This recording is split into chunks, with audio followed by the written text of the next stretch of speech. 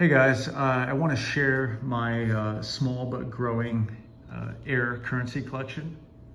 If I have some extra time at the end, I'll share a few of my air coins too.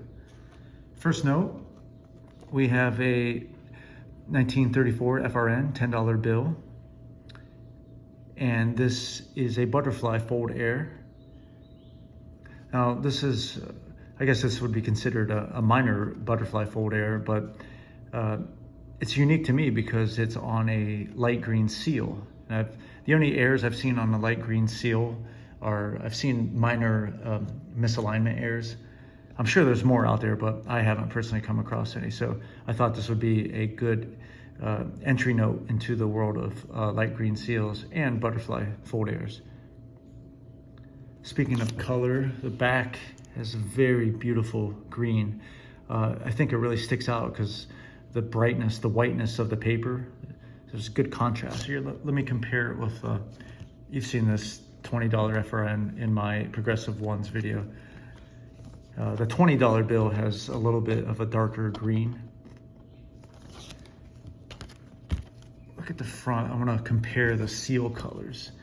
So this is the traditional dark green seal. And then you see this is more of a transitional green. This was found on a lot of the 1934s and also the $500 and $1,000 bills. But this would be considered more blue-green. And from what I understand, reading some posts on Paper Money Forum, there was two distinct versions of light green. There was a olive green seal, and then there was a true lime green seal. I think this probably falls into the category of olive green. Hopefully one day I'm able to add a true bright lime green, because just the color right here on this olive green is stunning, and I couldn't imagine something more brighter and lighter. My next air note, or air notes, would be the well-known 2013 duplicate star notes from New York District. My match pair happens to be both in VF25.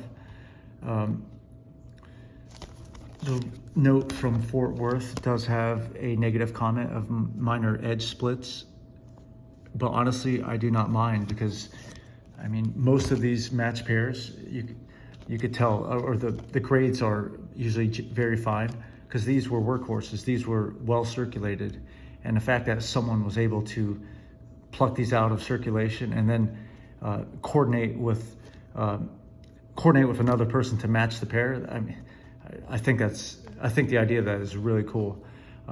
From what I understand, there's 187 confirmed match pairs according to Project 2013B website. That number is probably higher. I've seen a few auction or eBay postings for other match pairs, and those numbers aren't on that database. So maybe that number looks like 250 or higher, and who knows what that final number will be.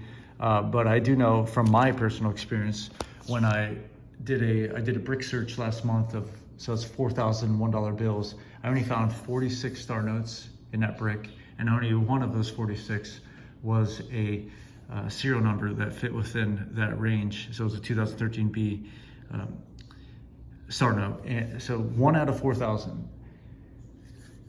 So the fact that I was able to get a pair at an auction, I'm happy with that.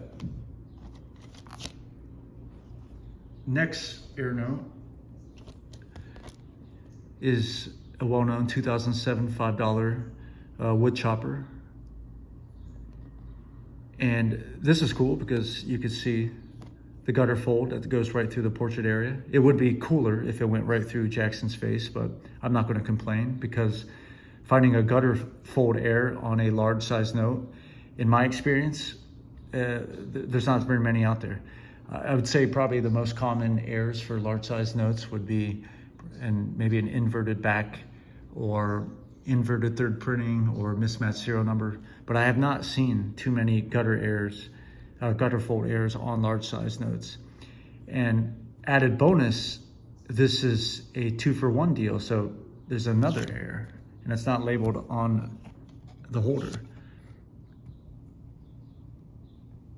You can see that this is the public air, where the U looks like a C on the top public there. And the dealer I bought this from, I don't think he knew that. He doesn't specialize in air notes. And as I mentioned, it's not labeled on the holder. So I was able to get this at an attractive price, in my opinion. And the eye peel of this is great. I think eye peel is better than a VF35. And my final air note is an inverted back air on a 1922 gold certificate $20 bill. As I just mentioned, this is probably the most common air on a large size note, but on gold certificates, they are relatively rare. I believe I know PMG has over 2,000 of these gold certificates graded, $20 1922 series graded, and I think there's another maybe 1,700 PCGS, I'm not sure.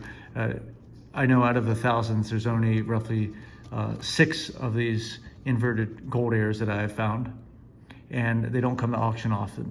I think the last one I went to auction was maybe 10 years ago. And this is the second highest grade that I was able to find. AU 58. It does have a details comment, but small repaired edge tear. I think that's what it's referring to.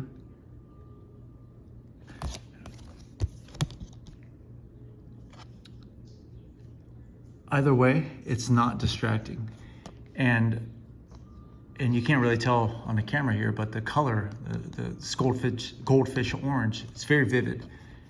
This note has great eye appeal.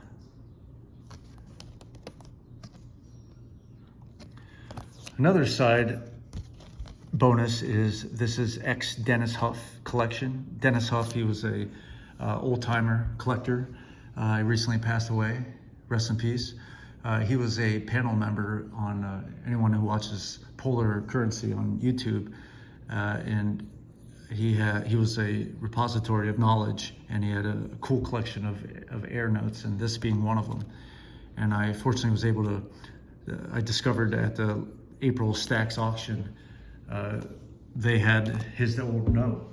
It's not labeled on the holder, but it was definitely his old note because the serial numbers matched, and I was lucky enough to win it at auction.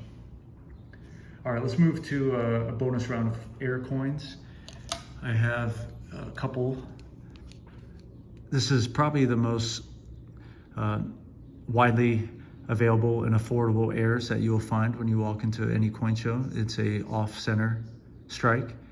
This is a 55% off-center strike in a 1900 or unknown 1900 penny. You could see the 19, but you can't read beyond that.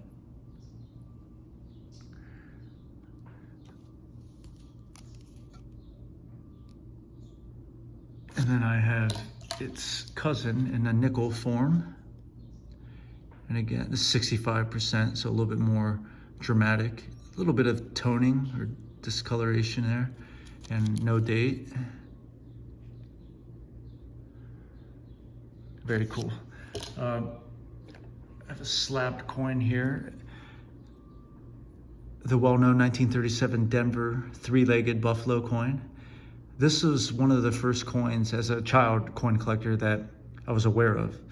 I don't know if I saw a particular movie or show, but I remember hearing about these when I was a kid. And when I got back into coin collecting as an adult, this was one of the first coins that I saw. You can see it has the appearance of only 3 legs, and that's because people at the mint, they over polished the dies, and when it struck, it was worn down. The die was worn down. All right, last air coin to share is the well-known 1955 double die obverse Lincoln wheat cent.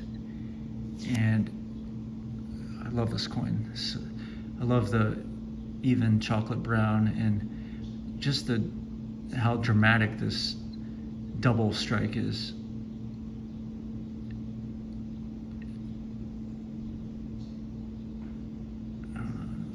focus. There we go. Wow, I love this coin.